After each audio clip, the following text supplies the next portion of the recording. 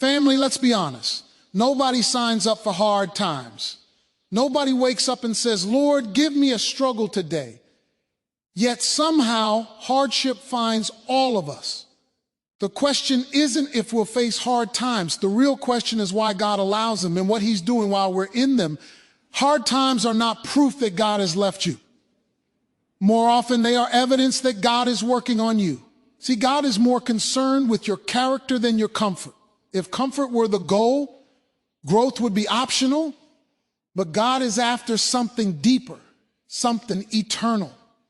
Sometimes God lets you hit a wall so you'll learn how to lean, because as long as you think you can handle life on your own, you won't fully rely on him. Hard times expose what we trust, who we trust, and where our faith really lives. And don't miss this, God never wastes pain. What feels like a setback may actually be a setup. What looks like a delay may be divine development. What seems like pressure may be God producing power in you. When life gets hard, God is often doing his best work, refining you, aligning you, and preparing you for what's next. So if you're in a hard season right now, don't ask only, Lord, when will this end? Ask instead, Lord, what are you building in me? Because the same God who allows the storm is the God who controls the outcome. And when he's done, you won't just survive the hard times. You will come out stronger, wiser, and more anchored in him than ever before. Hard times do not automatically mean that God has walked away from you. That assumption is natural, but it is not spiritual truth. Many people equate blessing with ease and difficulty with divine absence. But Scripture and lived faith tell a very different story. God's presence is not measured by how smooth the road feels. It is often revealed most clearly when the road becomes rough. When life starts falling apart, our first instinct is to ask, where is God? When a better question might be, what is God doing here? Hardship has a way of distorting our vision. Pain makes us interpret silence as abandonment and delay as denial. But God is not absent just because he is quiet, and he is not uninvolved just because he does not immediately remove the pressure. In fact, there are moments when God is closest to you that feel the loneliest. The absence you feel emotionally is not the absence of God spiritually. Faith is learning to trust God's presence even when his activity is not obvious. Throughout the journey of faith, God has consistently worked through difficulty, not around it. He allows seasons that test trust, stretch endurance, and expose the limits of human strength. That does not make him cruel. It reveals that he is intentional. If God removed every hardship the moment it appeared, we would never develop spiritual depth, discernment, or resilience. Hard times often serve as the environment where faith matures. Just as muscles grow under resistance, faith grows under pressure. When God allows hardship, it is not because he has lost control, but because he is exercising it. There is a difference between chaos and divine permission. God may allow circumstances he does not enjoy watching you endure, but he never loses authority over them. What looks like disorder from your perspective may still be operating under divine limits. Nothing touches your life without passing through God's hands first, and nothing stays longer than its assignment allows. Hard times also challenge the false belief that faith exempts us from struggle. Faith does not cancel pain. It gives pain meaning. God never promised a life without trouble, but he did promise his presence within it. That promise becomes most valuable when circumstances are at their worst. If God only showed up when things were easy, we would never know him as sustainer, protector, or refuge. Some aspects of God's character can only be experienced in adversity. Another reason hardship does not equal abandonment is that God often works behind the scenes. While you are focused on what you have lost, God may be focused on what he is building. While you are praying for relief, God may be shaping wisdom, humility, or perseverance. The work God does internally is often more significant than the change he brings externally. Just because you cannot see progress does not mean nothing is happening. Hard times also expose the foundation of your faith. When everything is comfortable, it is easy to say you trust God. When resources dry up, relationships strain, or doors close, trust becomes real. These moments reveal whether faith is based on convenience or conviction. God does not expose weakness to shame you. He exposes it to strengthen you. What is revealed can now be healed, refined, and rebuilt. It is also important to understand that God's love is not proven by protection from pain, but by his commitment to walk with you through it. A loving God does not always remove the struggle, but he never removes his presence. He gives strength when strength is needed, clarity when confusion rises, and peace that does not depend on circumstances changing. His faithfulness is not demonstrated by an easy path, but by sustained grace. Hard times may feel like rejection, but they are often redirection. What feels like God stepping back may actually be God steering you forward. Some doors must close for growth to continue. Some seasons must end so maturity can begin. God's silence does not mean neglect. It may mean trust is being tested and refined. The same God who allows the pressure is the God who stands with you under its weight. God's priority has never been to keep people comfortable. His priority is to make them complete. Comfort focuses on how we feel in the moment, but character shapes who we become for a lifetime. If God's main goal were comfort, then growth would be optional and transformation unnecessary. But God is working towards something far greater than temporary relief. He is forming hearts, shaping minds, and aligning lives with his purpose. And that kind of work often requires discomfort. Comfort tends to preserve the status quo. When life is easy, there is little motivation to change, reflect, or mature. Ease can lull people into spiritual passivity, where faith exists in name, but not in depth. Character, on the other hand, is built through challenge. It is developed when decisions are made under pressure, when integrity is tested, and when obedience costs something. God allows situations that force us to choose between what feels good and what is right, because character is revealed in those moments. Discomfort has a way of exposing what comfort hides. When everything is going well, weaknesses remain buried and unhealthy patterns stay unchallenged. Pressure brings them to the surface. Pride becomes visible when control is threatened. Fear emerges when security is shaken. Impatience shows up when progress slows. God does not expose these things to condemn us, but to confront them. What remains hidden cannot be healed, and what is never challenged cannot be changed. Character development also requires endurance. Endurance is not formed in moments of relief, but in seasons of resistance.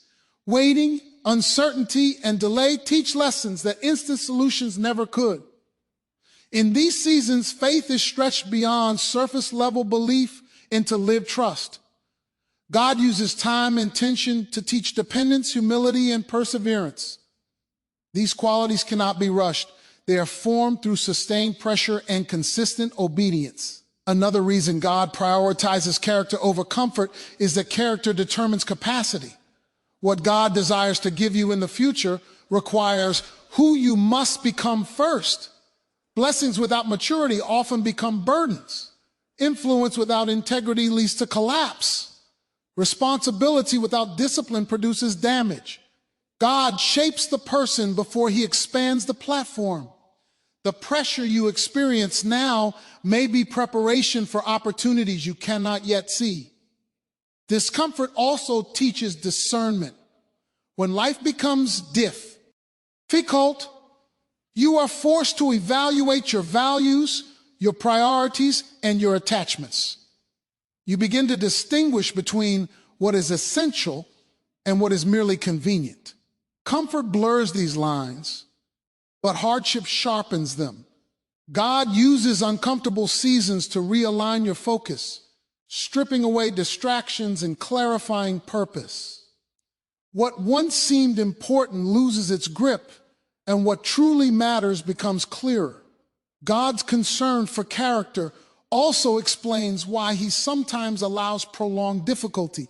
Quick fixes might ease pain, but they rarely produce depth.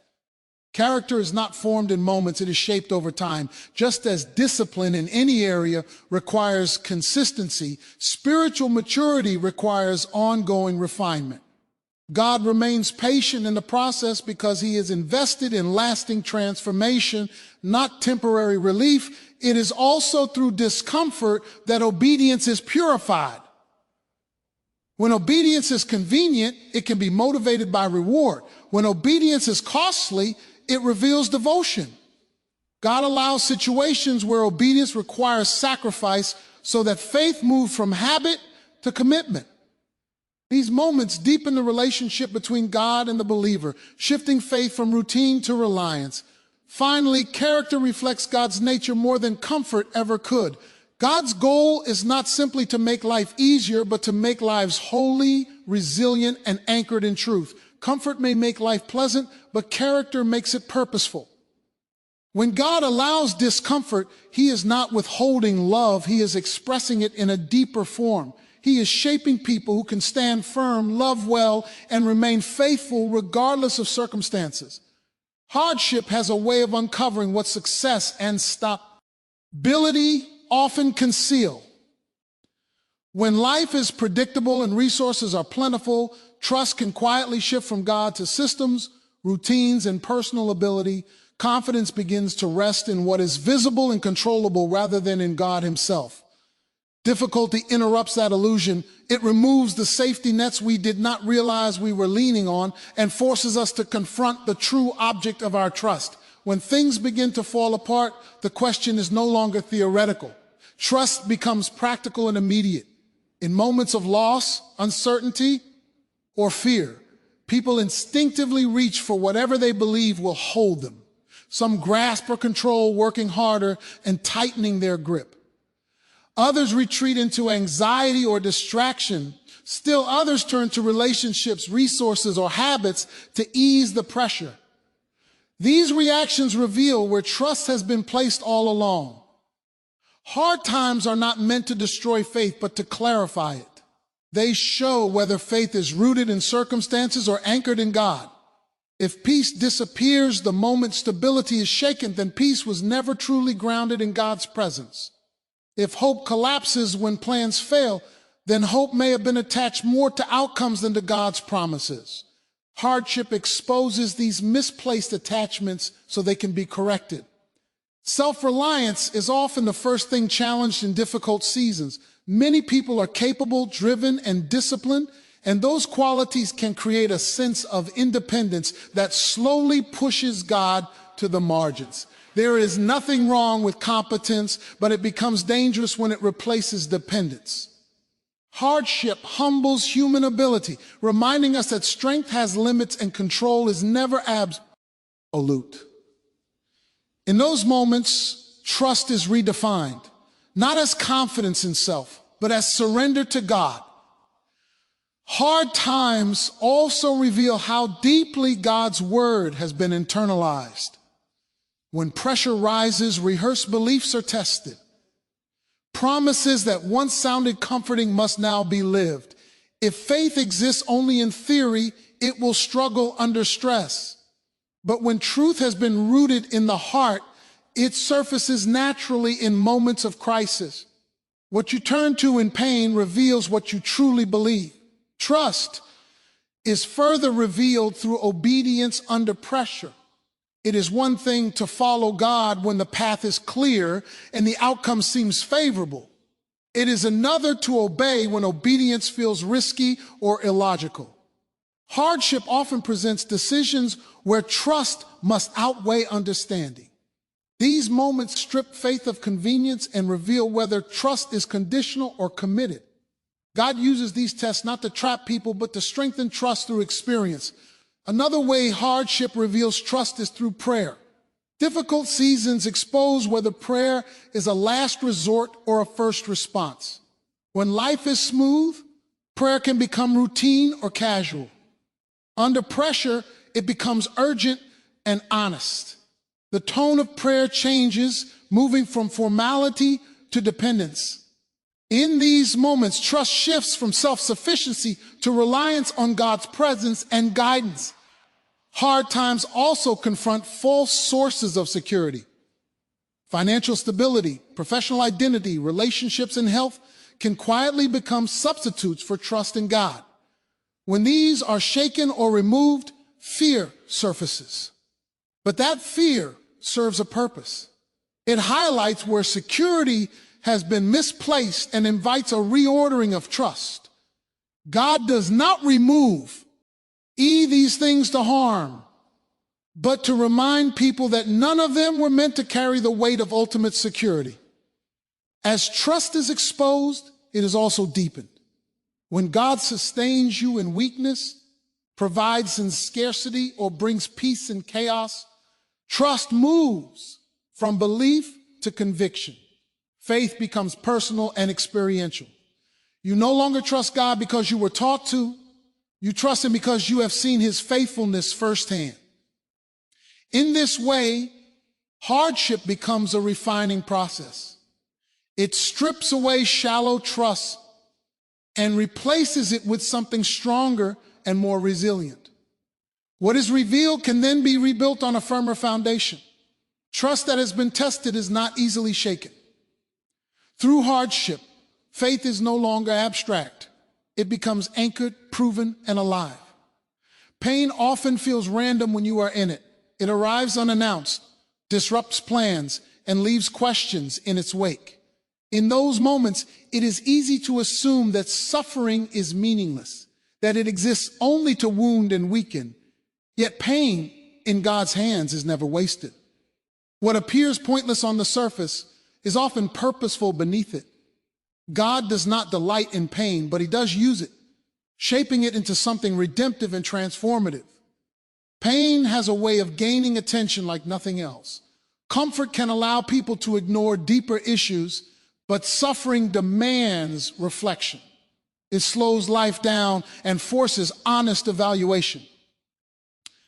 In the stillness created by pain, truths emerge that busyness once drowned out. God uses this heightened awareness to address areas that require change, healing, or growth. Pain becomes a messenger, not because God is cruel, but because He is committed to transformation. One of the ways God uses pain is to develop wisdom. Lessons learned through hardship tend to endure longer than those learned through ease. Experience becomes a teacher, engraving truth into the heart. Pain teaches discernment, helping people recognize patterns, avoid destructive choices, and value what truly matters. These lessons often shape decisions long after the pain is past, guiding life in healthier directions. Pain also produces compassion. Those who have suffered are uniquely equipped to understand the suffering of others. Hardship softens the heart, making room for empathy where judgment once lived. God often uses personal pain to prepare people to minister to others, not from theory, but from shared experience. The comfort received during difficult seasons becomes the comfort extended to others later. In this way, pain expands purpose beyond the individual. Another way pain is used is to refine motives. Difficulty has a way of stripping life down to essentials. In suffering, surface-level desires lose their appeal, and deeper longings come into focus. Faith becomes less about benefits and more about relationship. God uses pain to purify devotion, shifting motivation from what He can give to who He is. This refinement strengthens faith, making it less dependent on circumstances and more rooted in truth. Pain also strengthens perseverance. Endurance is not developed through ease, but through repeated exposure to challenge. Each difficult moment faced and survived builds resilience. Over time, this resilience produces confidence, not in the absence of future hardship, but in the knowledge that hardship can be endured. God uses pain to build spiritual stamina, enabling people to stand firm when pressure comes again. Pain further serves as preparation. What feels like an interruption may actually be training. Difficult seasons often develop qualities needed for future responsibility, leadership, or influence. Patience, humility, and wisdom are often born in adversity. God shapes people in private pain before placing them in public purpose. The pain that seems to delay progress may actually be equipping you for what lies ahead. God also uses pain to realign priorities. When suffering enters life, many distractions lose their hold. What once consumed time and energy suddenly feels trivial. Pain clarifies values, bringing focus to relationships, faith, and purpose. This realignment is not punishment, it is recalibration. God uses pain to redirect attention toward what has lasting significance. Even unanswered pain has purpose. Not every question receives an immediate explanation, but even mystery can deepen trust. Learning to trust God without full understanding strengthens faith at its core. In these moments, reliance replaces reasoning. God uses this surrender to cultivate intimacy, teaching people to rest in his character rather than in explanations. Pain, then, is not the end of the story. In God's hands, it becomes a tool, shaping lives with intention and care. What wounds can also refine, what breaks can also rebuild. Pain may not be chosen, but when entrusted to God, it is never wasted. Seasons of difficulty have a way of convincing people that what they are experiencing is permanent. When pain lingers and answers seem delayed, it is easy to believe that the current struggle defines the future. Yet hard seasons are chapters, not conclusions.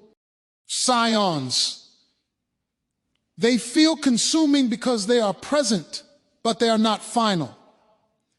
God never allows difficulty to have the last word over a life he is shaping. When hardship stretches on, perspective narrows, focus shifts from what God has promised to what is presently painful. Hope becomes harder to access, not because it no longer exists, but because suffering clouds vision. In these moments, faith requires the discipline of remembering that God's work is progressive. What he begins, he completes, and completion often comes after endurance has done its work. Hard seasons are temporary by design, even when they feel endless. God works within time, but he is not bound by human impatience. What feels slow is often intentional. Growth, healing, and preparation unfold in stages, each serving a purpose. If God removed difficulty too quickly, the work it was meant to accomplish would remain unfinished. Delay is not denial, it is development unfolding at the right pace. The belief that hardship is final often comes from misinterpreting the present.